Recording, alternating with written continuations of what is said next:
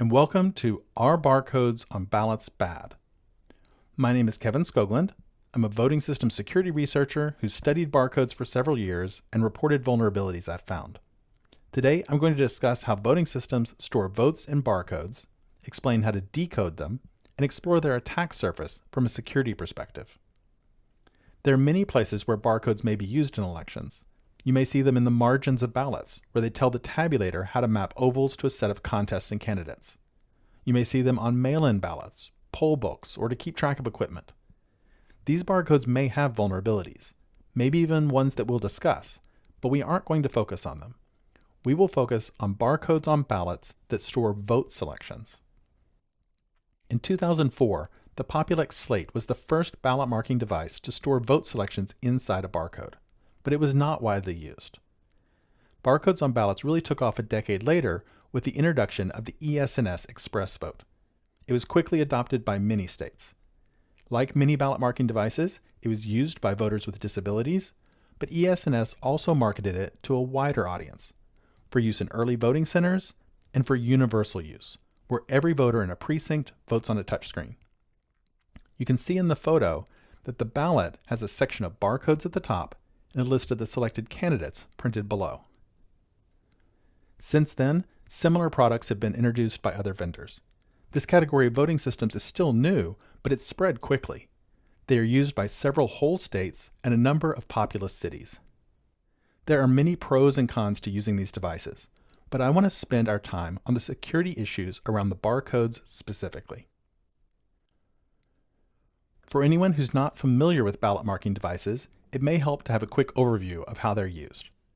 A voter would use a touchscreen computer known as a ballot marking device, or BMD for short, to make vote selections. The voter prints those selections on a printer. The printer outputs a paper ballot which contains barcodes and a text summary of the selections. The voter has an opportunity to examine the text summary and then cast the ballot by feeding it into a tabulator. The tabulator reads the barcodes and attributes votes to candidates. Then the ballot is impounded into the ballot box. There are variations, but this is the general process. Now that we have some background, let's learn how to decode the barcodes on a few different systems. We will look at the ES&S ExpressVote and ExpressVote XL, the Dominion ImageCast X, and the Unisyn Freedom Vote Tablet. I picked these as popular examples that illustrate three different ways barcodes are used. They make good case studies, and they can act as stand-ins for other systems that use similar concepts, maybe even systems that are not yet on the market. The ES&S ExpressVote ballot uses barcodes in the code 128C format. The long barcode at the top contains the ballot style, which sets which contests and candidates are being voted on. It also contains a count of the number of barcodes that follow in the three columns below it. Those are the vote selections. This ballot has 15 barcodes in 5 rows. If you look at the text below the barcodes, you'll find that there are 16 contests. One contest had no selection, so no barcode is stored for it. The barcodes can be scanned by any barcode reader. However, smartphones have difficulty because there's so many barcodes and they're so close together that it can't pick out just one. There are other obstacles to decoding these barcodes. For one thing, the barcodes are not printed in the same order as the contests in the text. For example, the 6th barcode is a vote for the second candidate in the summary. That makes it difficult to match them up and account for them all. And the barcodes do not decode to text. They contain 6-digit numbers, like 093411. That number is a candidate identifier. The tabulator which processes the barcode will match that identifier to a candidate's tally and record a vote. The candidate identifier also matches the ovals on a mark-sense ballot, which you may know as a full ballot or a hand-marked paper ballot. I'm going to call it a mark-sense ballot because the scanner senses the marks that are in the ovals. With that ballot in hand, we can work out the meaning behind the identifier. The timing marks around the outside edge create a grid of coordinates, and we can locate the ovals by those coordinates. The 6 digits follow a pattern: 2 digits for column number, 2 digits for row number, 1 digit for page number, and 1 digit for side number. And so on the grid, 091011 would be the 9th column, the 10th row of page 1, side 1, which is the candidate Hope S. Lost. 2 positions lower on the grid is candidate ID 091211, which is Rufus Lee King. Below that is a write-in at 091411. Write-in votes would store the number only, not the candidate's name. The barcodes are strictly 6-digit numbers. Overall, it's a clever way to allow the tabulator to scan 2 very different types of ballots, but only work with one set of identifiers. Scanning a marked sense ballot returns grid positions, and scanning barcodes also returns grid positions. On the Dominion ImageCast X ballot, the barcode is in the QR code format. The BMD version prints on an 8.5 by 11 sheet of paper. The VVPAP version prints on a narrow spool of paper inside a box. The QR code includes the ballot style, like the long barcode did on the ES&S ballot. It contains the vote selections. It encodes any write-in candidate names, and it has an HMAC signature. For long ballots, it can print more than one QR code if it needs to. Most barcode scanners and smartphones will not read these barcodes. Most QR codes contain an identifier that's for an application to use, such as for package tracking, or they may contain a URL. You may have used one in a restaurant in order to look up the menu. These QR codes are not standard because they contain binary data with a different structure instead of just characters. If you want to decode them, you can use a couple of websites or a Unix program called zbar_image. Any reader needs to extract raw bytes, either as binary or hexadecimal, in order to work with them. If we take a Dominion ballot barcode and we run it through zbar_image, it will return bytes of data as hexadecimal numbers. Every 2 hex digits is 1 byte or 8 bits. The spaces separate those bytes. To understand the vote selections, we need the binary, so I used some Ruby code to convert the hex digits to binary 2 at a time. I colored the first 4 bytes differently so you can see how the 2 versions line up. It's really just condensing and expanding the same information. Now that we have binary data, what does it mean? We can parse it into several sections. The green parts are metadata. Many of them are just separators. The blue parts are the precinct and ballot style. If you convert them to decimal numbers, you might recognize them. The red part contains the vote selections, and the gray part is a 32-byte HMAC, which is a hash of the selections data. You can think of the HMAC like a fingerprint for this set of selections. It's not a fingerprint for this particular ballot, but any ballot with the same choices would have the same fingerprint. Let's focus on the vote selections. As with the ES&S ballot, we need a marked sense ballot or similar reference to make sense of this encoding. If we made a list of the contest and then a list of the candidates in each contest in order, it would line up perfectly with the list of zeros and ones. I just took away the spaces and added line returns. Each 1 indicates a vote, each 0 represents no vote. For example, the court clerk contest has 3 candidates.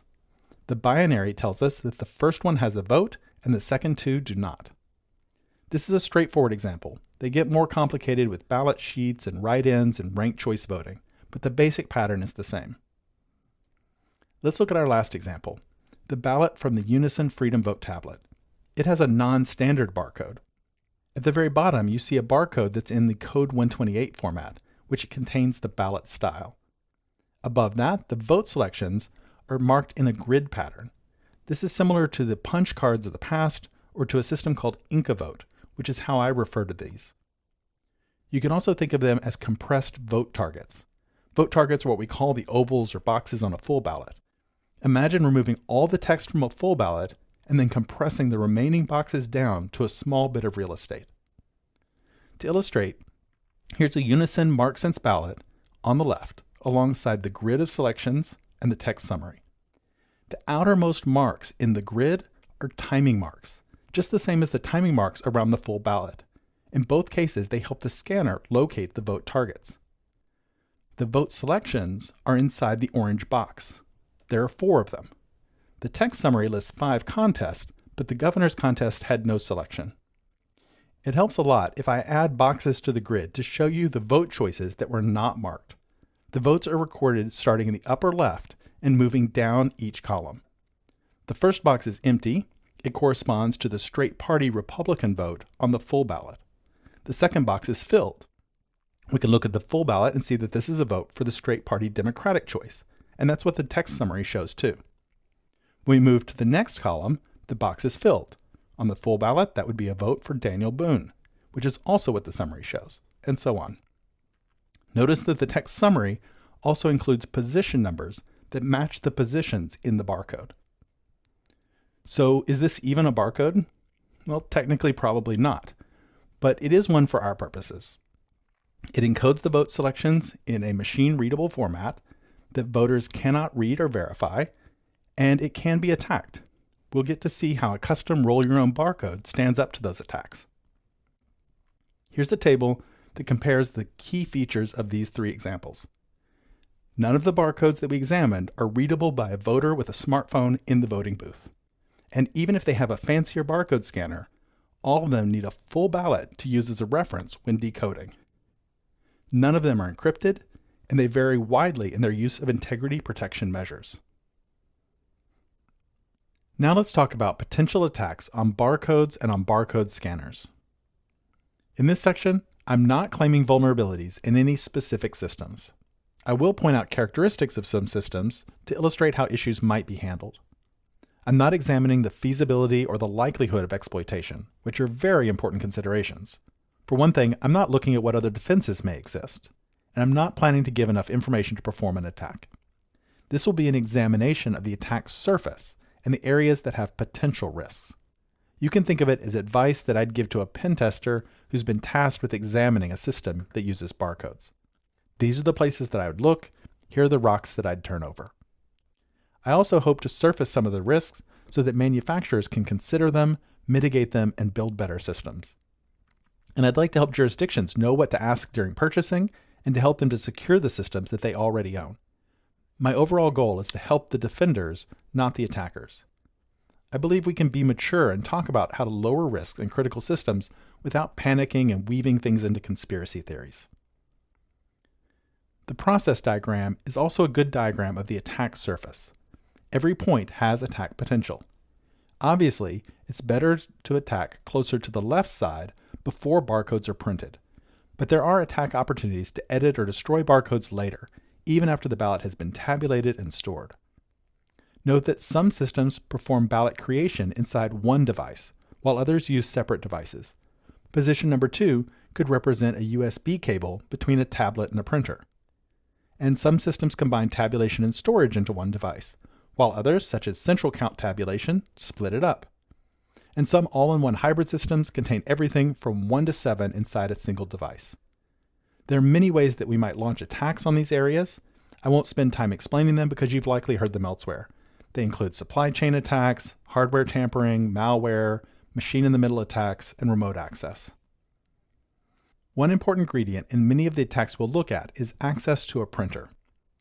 Positions 1 through 3 are before printing and have access to that printer. At position 4, usually the ballot is under the voter's control, but there may be an opportunity for poll workers to handle the ballot, or the voter may insert the ballot into a device to verify their selections, as one vendor routinely demonstrates. At position 5, most tabulators do not have a printer, though some may add one to support post-election audits by printing ballot identifiers. Ideally, that printing would be in a different color and restricted to the margins. Most tabulators scan a ballot and drop it into storage immediately, but several all-in-one hybrid machines have a single paper path, so that the cast ballot passes a software-controlled printer at position 6 on the way. And finally, a printer isn't the only way to mark on these ballots. Several print on thermal paper. Applying heat, friction, or scraping will mark on those ballots. You can make a mark by swiping a fingernail across them. And just like with any type of paper ballot, there may be opportunities for manipulation during transport, storage, and post-election audits. The first attack that we'll look at is the most straightforward, printing a different barcode. This is an attack during creation that applies to every type of barcode. It's the strongest attack because the attacker has the most flexibility about what gets printed and has the least chance of detection.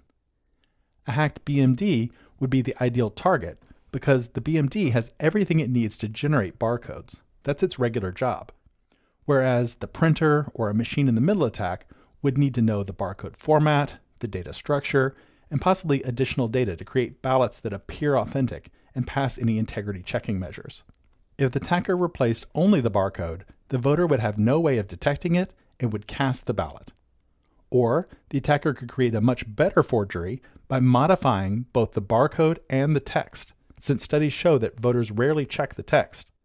Either way, it's the barcode that gets counted on election night. Next, we have a replay attack. During creation of a ballot, an attacker takes a barcode that they don't like, and they replace it with one that they do like. This is different than printing any barcode, because the attacker doesn't have to navigate all the complexities of building a barcode. It's just mimicry of a known valid barcode. One doesn't need to know the structure or any secrets. It just has to know that one barcode is favorable, and then recognize unfavorable ones to swap out. But attack number 2 is suitable for printer or machine-in-the-middle attacks at positions 2 and 3, where you may not possess all the information that the BMD has. Next, we'll look at 2 similar attacks together. First, if there's an undervote in a contest where the voter has not voted or has not voted as many votes as they're allowed, the attacker can add their preferred vote to that contest. In these examples, you'll see that the voter could have voted for one more candidate in each of these contests. As barcodes, those could be opportunities to steal an undervote. It would net 1 vote for a favored candidate or many votes for a straight party contest. An attacker could also add a surplus vote to create an overvote. If too many candidates are picked, all the votes in the contest may become invalid. In the example, you can see that each contest has 1 vote too many. It would not net any new votes for a favored candidate, but it could subtract votes for unfavored candidates. These examples use boxes, not barcodes. So how would barcodes be affected?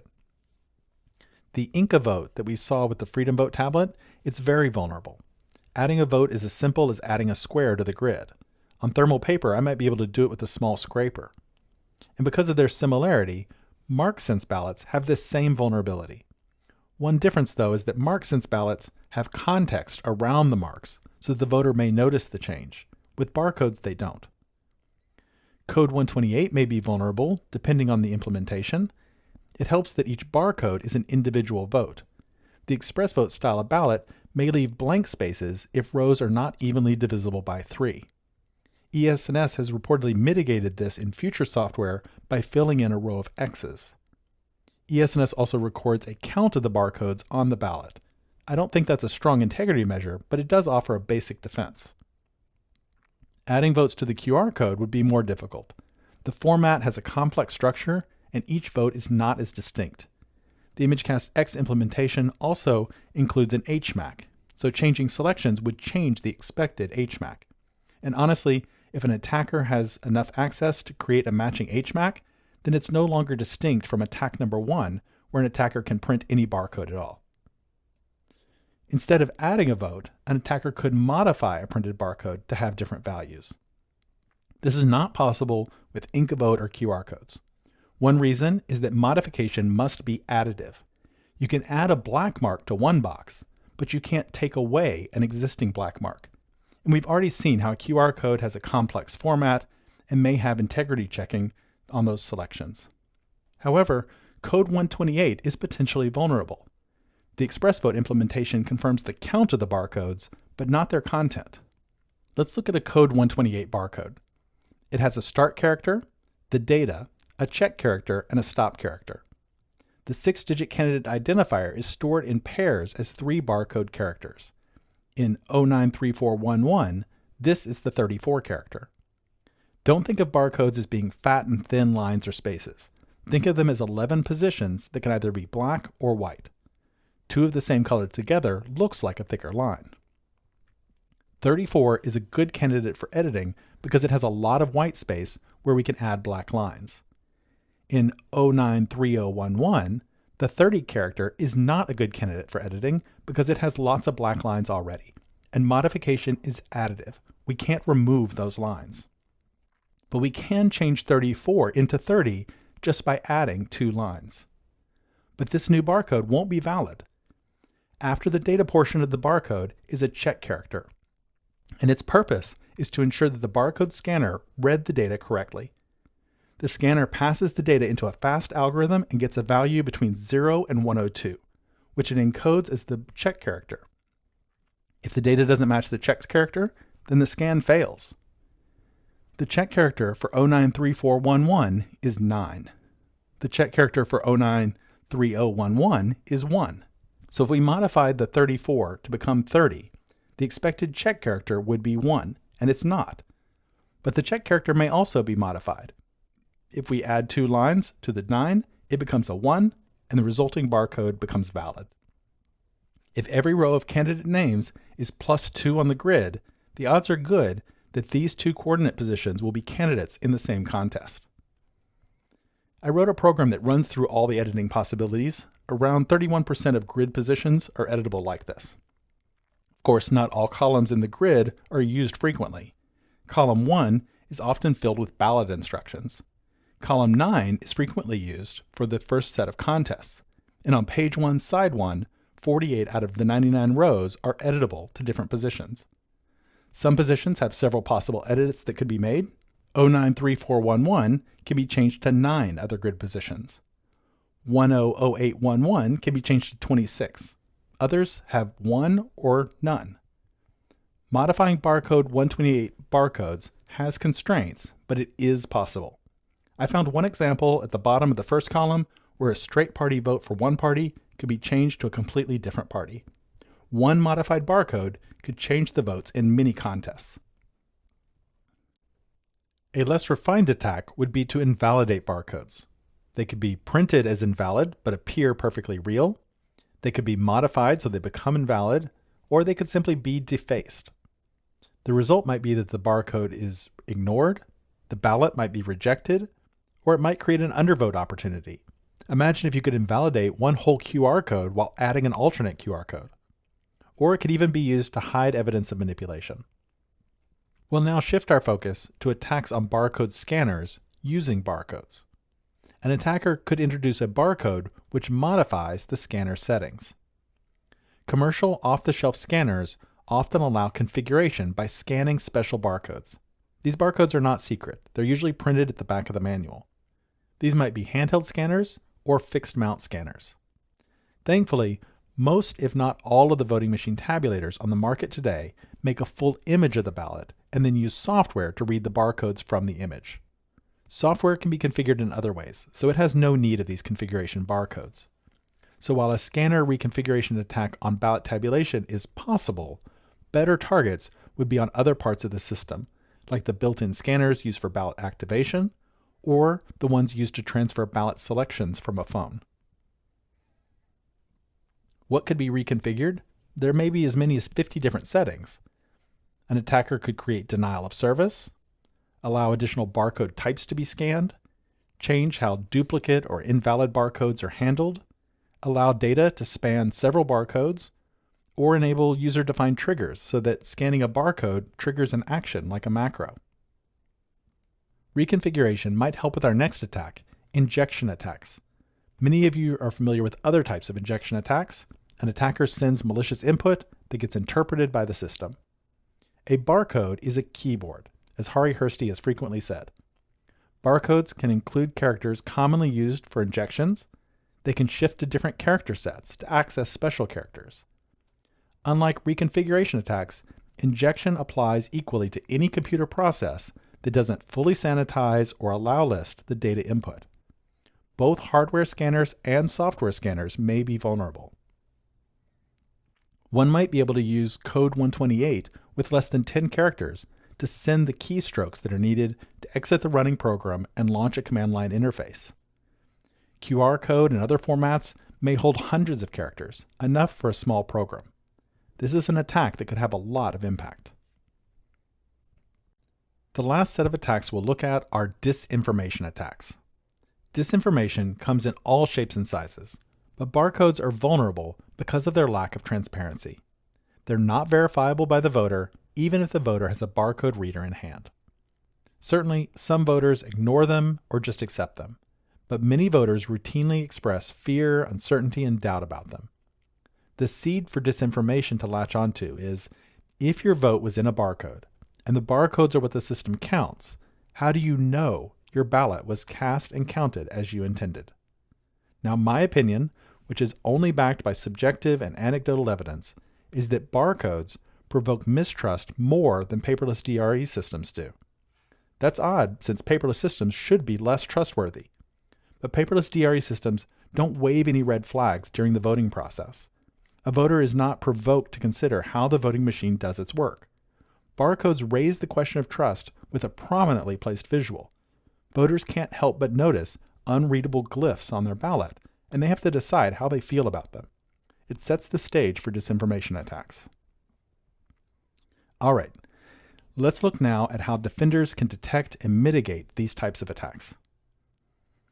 We'll start with some things manufacturers of voting systems could do. Manufacturers can improve the overall security of BMDs, protect barcode scanners like they would any other port, and sanitize and allow list all data from barcodes to protect against injection attacks, and they can prevent scanner reconfiguration in the field. Their systems should not re-expose printed ballots to printers. There should not be a single paper path that gets reused. Most importantly, they should design systems to confirm the integrity and authenticity of data coming from barcodes, and in a strong way that considers adversarial attacks. That may mean public key cryptography, and it may require working out good key management practices. And working to make barcodes more transparent and interoperable would help to make them more trustworthy. Jurisdictions can do a lot to protect the systems they already have. They should think first about resilience planning. A huge vulnerability is that a malfunctioning ballot marking device can't write barcodes, and a malfunctioning tabulator can't read them. If a machine needs to be taken out of service, jurisdictions should have a backup plan that's ready to go. Jurisdictions should ensure that ballot marking devices have good physical security and chain of custody measures, especially during voting machine sleepovers in a polling place. Don't assume that the BMD is less critical than the tabulator. They should encourage voter verification of all BMD printed ballots to detect errors and anomalies. This can be done with signage and with poll worker prompting. They can't and won't detect everything, but studies show that it does help. Poll workers can be trained on potential barcode issues, and jurisdictions can advocate for legislation and policies that define the official vote. This is important because one issue barcodes create, which hasn't existed previously, is that a single piece of paper contains two separate representations of a vote, the barcode version and the text version. If they match, there's not a problem. But if the barcodes and the human-readable text don't match, it needs to be legally clear which one should govern. In most places, the law doesn't consider that possibility yet. And accordingly, any recounts of the ballots should use the text as the official vote. And by far, the best way to mitigate any attacks that change election outcomes is with post-election audits. They prevent tabulation errors of all kinds. The gold standard is risk-limiting audits, which are efficient but also tied to the margin of victory, so that you test more ballots when a race is close than when it's not. Any audit of ballots with barcodes should examine the human-readable text on the paper by the hand-eye method and not the barcodes. The more contests that are audited, the more protection an election has. So in conclusion, are barcodes on ballots bad? As we've seen, barcodes introduce new attack surface and new risks. Many of those risks can be mitigated or managed, but we have to actually do it, and there are gaps at the moment. The hardest issue to mitigate is the lack of transparency. This is the primary reason I'm personally not in favor of barcodes. It's not the risks or the attacks. Barcodes make voters uneasy. I've heard it from many voters. They worry that the system could be doing sleight of hand or pulling a fast one on them. You may have that gut feeling yourself. I understand it. To me, that runs counter to our goal of building trust in elections. There are two voting system manufacturers who do not put votes in barcodes, Heart and Clear Ballot, so barcodes aren't a necessity. In 2019, the state of Colorado announced that after 2021, they would no longer certify voting systems that tabulate using barcodes. As a result, Dominion modified the ImageCast X BMD used in Colorado so that it fills in the ovals on a MarkSense ballot, instead of using a QR code like the ballot that we deconstructed. I realize security is not the only consideration in making a choice like Colorado's, but with one action, it took barcodes off of the ballots and reduced all of the risks that we've looked at today. Thank you very much.